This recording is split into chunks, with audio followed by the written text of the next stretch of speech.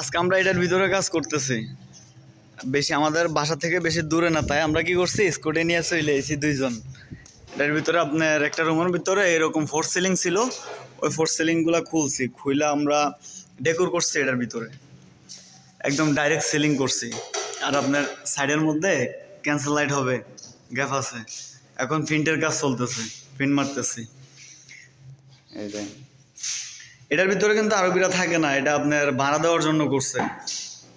আরবিরা যদি থাকতো তাহলে এটা কোয়ালিটি আরও হাই করতো, ভাড়া দিবে তো, এই জন্য তো হাই কোয়ালিটি করে নাই, কোনো রকম নর্মালি করে রাখছে বাস।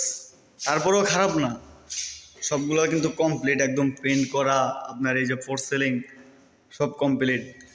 এদিকে হচ্ছে আপনার হাম্মাম, এদিকে আরেকটা রুম আছে, এটাও কমপ্লিট হয়ে গেছে।